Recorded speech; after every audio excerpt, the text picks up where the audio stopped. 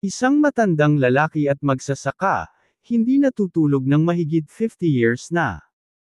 Usap-usapan ngayon sa social media, itong matandang lalaki, na hindi natutulog mula noong 1973. Ang lalaking ito ay napakasipag kahit matanda na. Araw-araw niyang binibisita ang kanyang farm sa Natrang Valley, at inaalagaan ang kanyang mga pananim.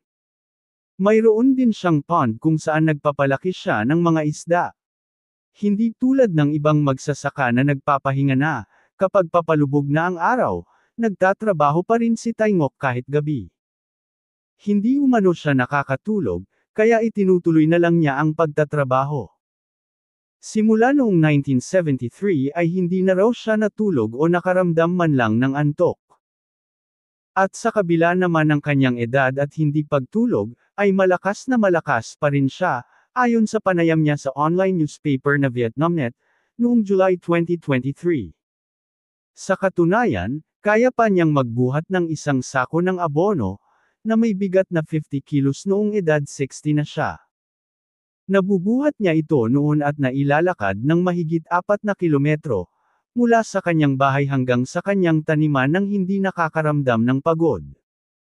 Kwento ni Tai, na wala ang kanyang kakayahang matulog, o kahit man lang pagdalaw ng antok, simula nang magkaroon siya ng matinding lagnat noong 1973.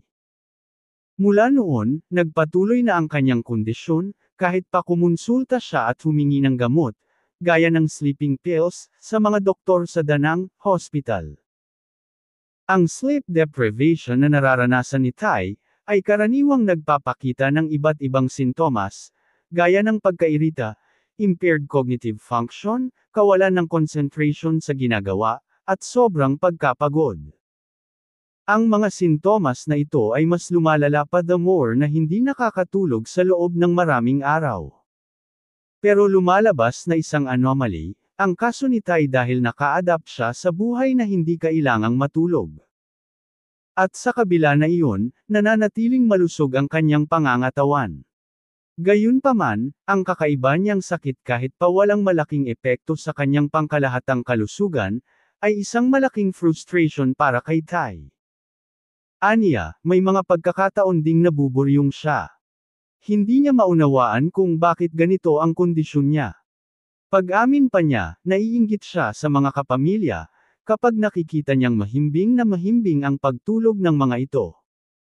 Dagdag pa niya, pag maliwanag o kaya ay kabilugan ng buwan, ay nasa farm siya para maghawa ng mga damo o kaya ay magtanim para magpalipas ng oras. Nahihirapan kasi siya kapag nakaupo lang paggabi, at ayaw namang dalawin ng antok kahit nakahiga. Ang higit aniyang nakaka-frustrate, na kahit doble ang ginagawa niyang sipag dahil araw at gabi siya kung magtrabaho, hindi naman umunlad ang kanyang buhay. Sinubukan din ni Tai na uminom ng alak sa pagbabaka sakaling makatulog siya, pero kahit hilo at lasing na, hindi pa rin siya antukin. Isa sa mga theory na ibinigay ng mga doktor na tumingin noon kay Tai, ay ang posibilidad na mayroon siyang post-traumatic stress disorder, na sanhi umano ng naging karanasan niya noong Vietnam War. Ang madugong digmaan sa pagitan ng Vietnam at US ay tumagal mula 1955 hanggang 1975. Ang post-traumatic stress disorder, ay isang disorder na nade-develop sa isang taong nakaranas ng sobrang nakakatakot, o mapanganib na pangyayari. Isa sa mga epekto nito ay laging gising ang diwa.